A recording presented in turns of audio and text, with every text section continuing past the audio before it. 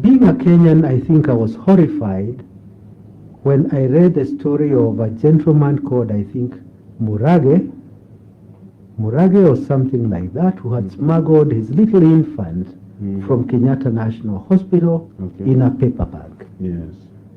And what we did as judiciary is open a file for him and give him a suspended sentence of 3 years. Okay. That is not what I would want to see in judiciary. We must be sensitive.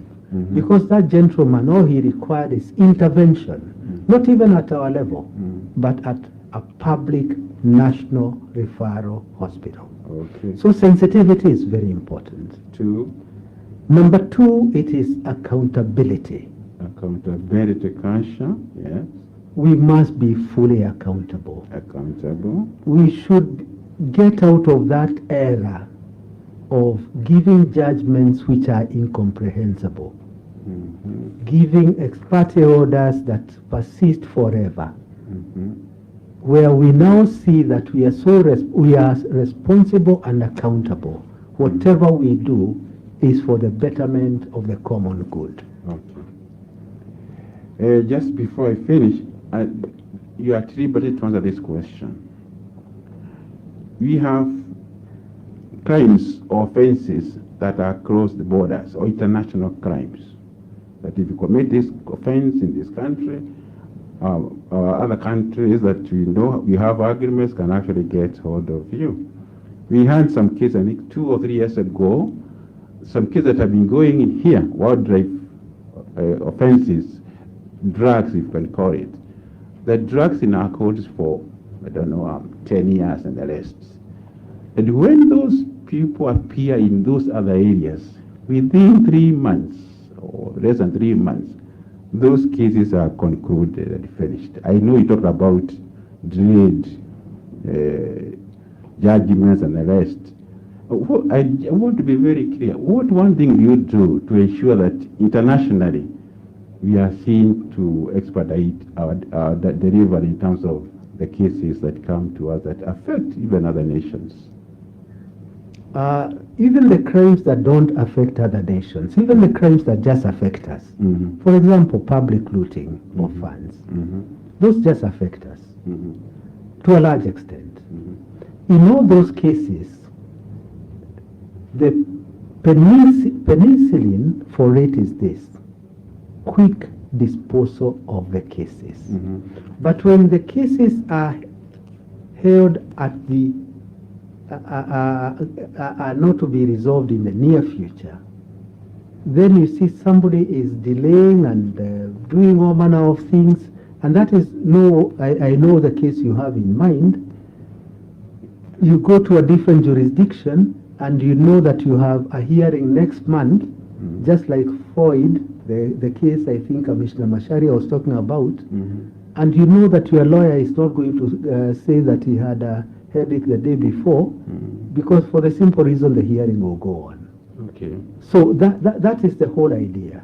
And when Costa Rica did this study, and it was an empirical study, they actually found a complete relationship between quick hearing of criminal cases and reduction of criminal activity. Finally, Madam Chair, this is my final question. When you answer the question from the Honorable Attorney General on corruption, I really appreciate that. I wanted to hear from you, both internal and external, perception or otherwise. Do you believe that there are some cartels that you need to clear from courts that are actually hindering service delivery, justice? It is possible. At the same time, it may not be correct. So, what I can promise this commission is this: I hold nobody's brief. I'm my own man. I'll come and do what I've been known to do. What I am, Commissioner Gishohi, is hard work. Hard work. It's just hard work. Okay. And I'll come, if there are cartels, let them know as soon as I'm sworn in, their days are numbered. Thank you, Chair. Thank you, Council. Thank you very much, Commissioner Gishohi. Thank you, Senior Counsel. Senior Counsel, when you asked the question about the source of funding, I heard you talk about exchequer, would you try to get money from other sources? Ideally, Prof, ideally, a judiciary ought to be funded by the government. Ideally, we should be a bit hesitant with external donors. But when need arises and we need external donors, I'll be the first one to seek their assistance. I must also say, in whatever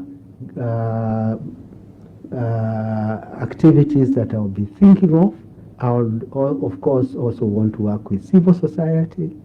There are some civil society groups that are of wonderful influence, who have wonderful literature, and it will be best we work with them.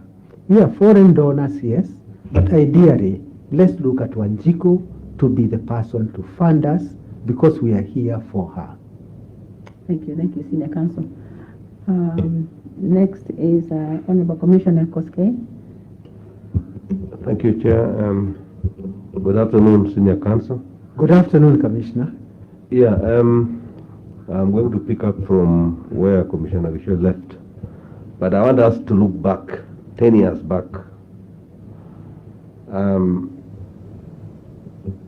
And the happenings that took place. Are there happenings that you can identify, 2, 3, 4, that will inform your administration in judiciary?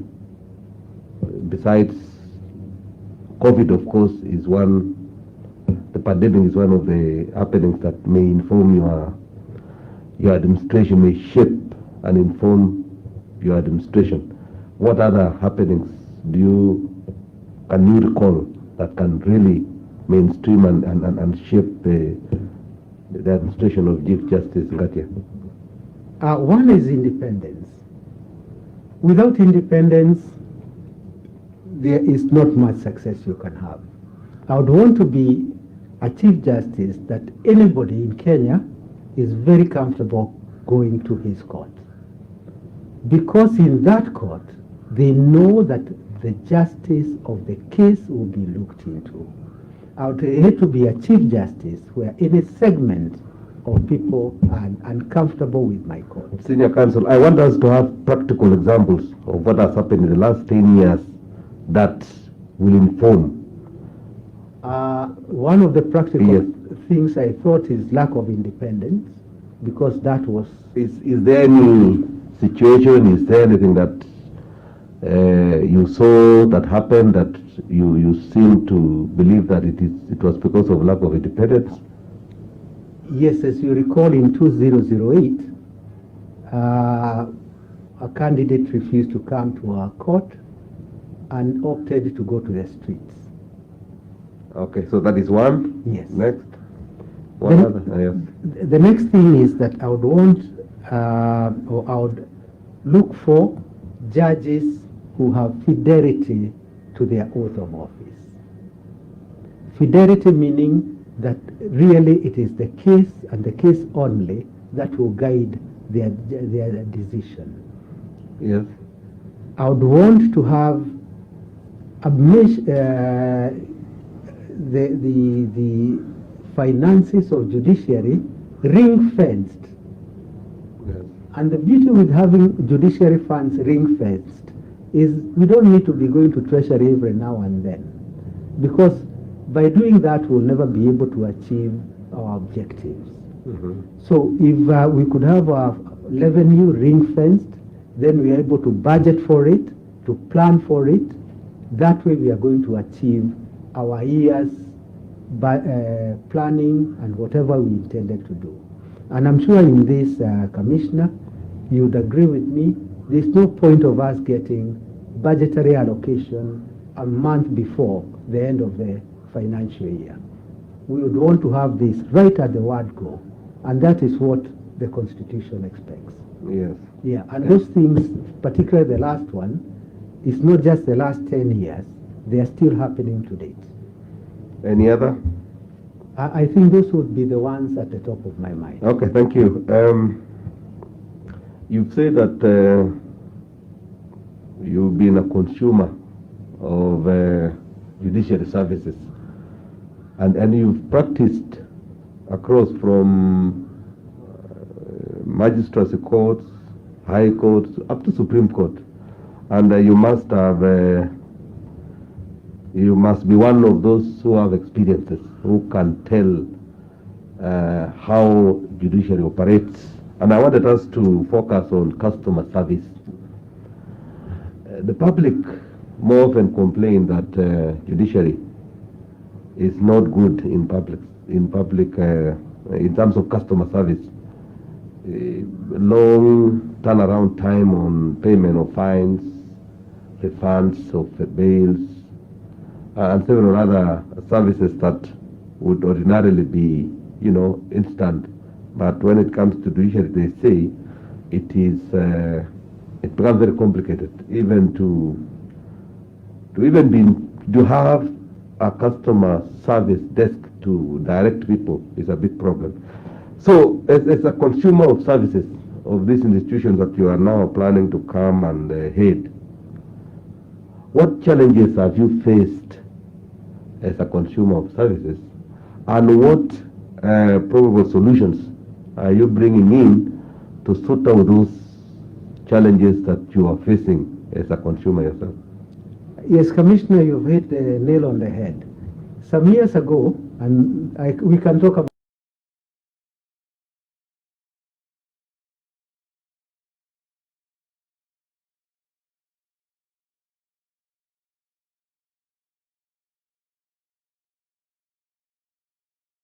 and ultimately you end up being in remand, not because your relatives didn't have the bail money, but because of inbuilt, insensitive processes within the court.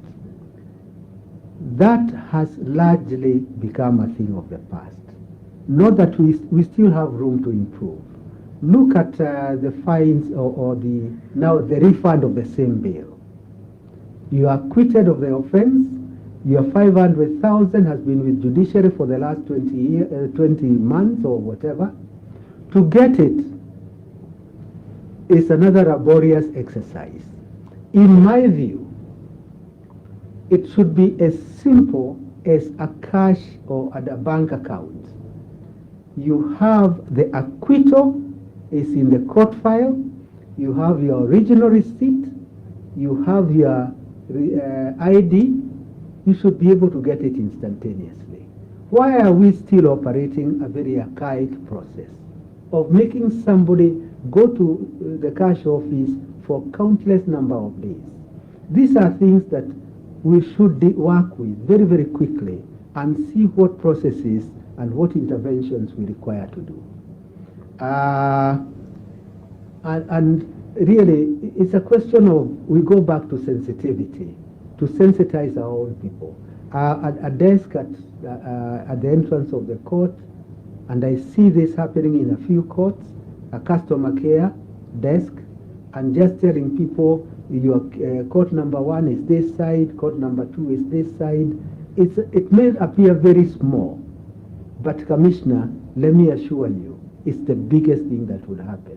I'm sure you have traveled overseas. To be met at the airport makes all the difference. The consumer, our Wanjiko, is coming to Kibera Court for the first time.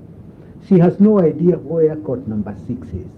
If we have an attendant to just tell her, Wanjiko, you go to first floor, turn to the left, that is court number 6. That costs nothing, and that really is a wonderful face of the judiciary. Thank you. Now, judiciary has been blamed and has been blamed that it is a threat to economic growth. Even last week on Friday, there was an article on one of the newspapers by Nganga Mbogwa, who, I quote, Kenya will perform poorly unless JSC picks a person who thinks business, even as he or she ensures the wheel of justice continues to grind. And judiciary seems to require now a head who will come and think business, who will work closely with the executive in terms of ease of doing business, who will work closely still with legislature to ensure that this country becomes attractive to investors and thereby, creating, jobs for our youth and at the same time creating wealth. What is it that you are bringing into judiciary that can really help in transforming our way of doing things to the extent that it will be a destination of choice when it comes to investment? Apart from investment, let's look at the broader picture of economic growth, because I'll also deal with investment in a minute. It is true, because of the way judiciary has been doing its business, and doing its business is a case is filed, it is processed. We never take the effort to look at how much we are locking up in that file. Look at it without again mentioning names. If you are to look at the estates locked up in controversy for the last 30 years, estates of deceased persons locked up in controversy for the last 30 years, is billions and billions and billions of shillings.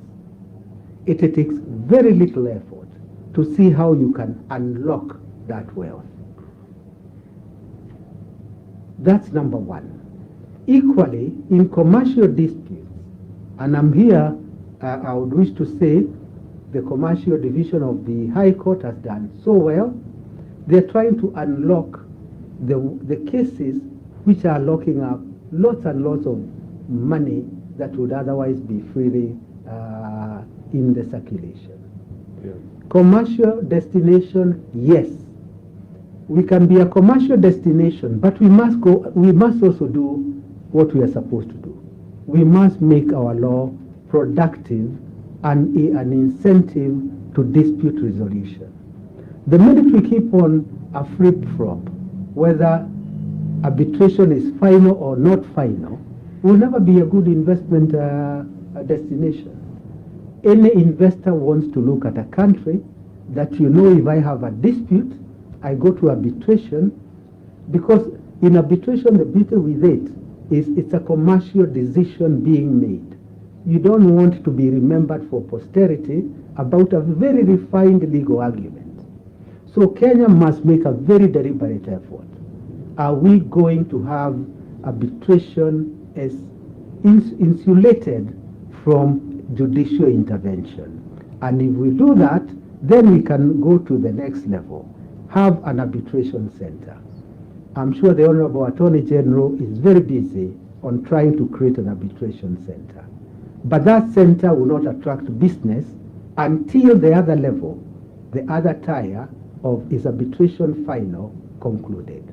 And if we do that, you find actually foreign investment is coming quite easily. And even for us as local people, you unlock a lot of wealth, which is now locked up in unnecessary court cases. So what solutions are you going to give? Can you break it down and Yes, go direct to... I'll break it down. Yes.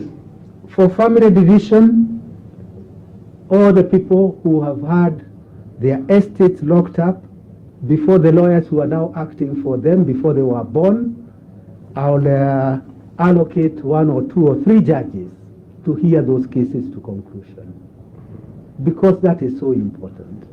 We cannot allow that we are now going to the 4th or 5th decade after the departure of the testator, and those cases are still locked up in controversy. I'll do everything I can to resolve this issue of arbitration, because once we resolve it, then the executive will be able to set up an arbitration center and that will be an attractive investment to foreign investors to come and invest in this country. A lot of it rotates around what we want to do. And all the time, unfortunately, Commissioner, we go back to Singapore.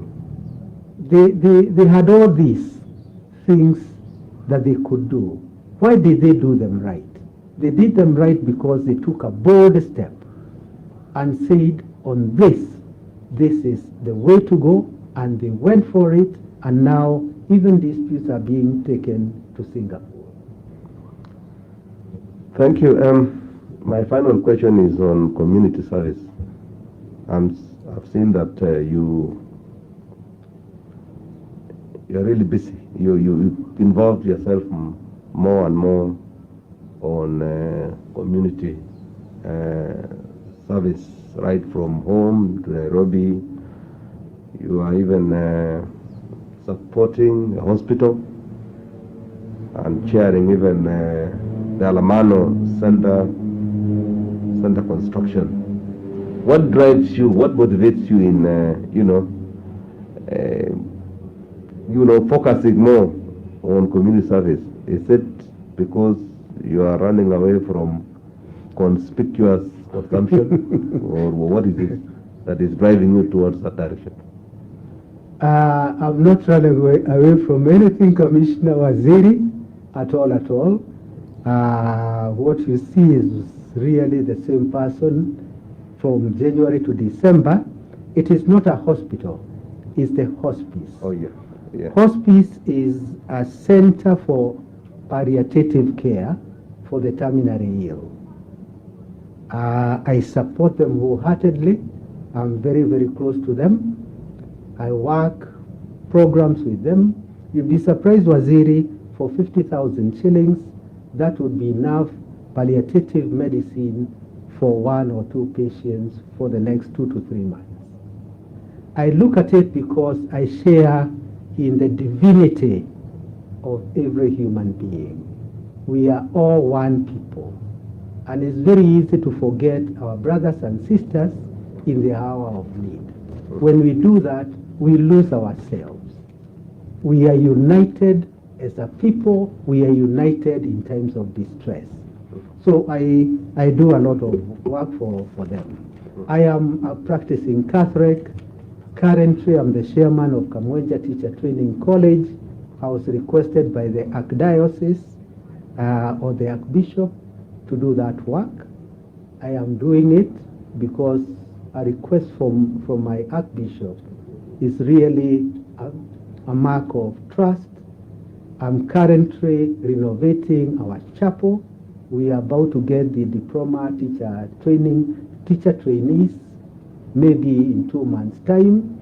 I decided to renovate the chapel, and I do so many other activities at home. I'm the patron of my parish in Nyeri, and I do so many other activities. Am I running away from anything? Far from it. I do believe that we have a common destiny and a common humanity. Thank you, Senior Counsel. Thank you, Chair. Thank you, Senior Counsel. You talked of Nyeri. Is that your home county? Because I should have asked that from the beginning. Yes, you didn't ask. Yes, Could I take this opportunity? Yes. I was born in Nanyuki. I went to primary school in Nanyuki. I saw Ole Kapalo, who was a big boy at Nanyuki Secondary School. I was so impressed by his skills.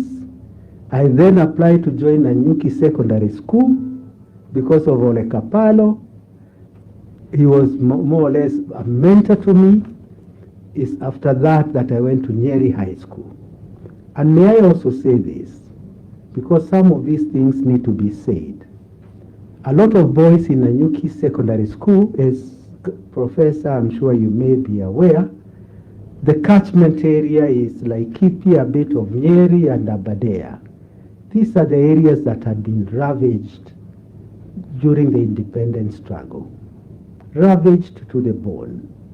So a lot of the parents did not have the means, but we had a very good bursary scheme founded by the first president, and most of us, including myself, our teacher or the person who paid for us is the bursary scheme.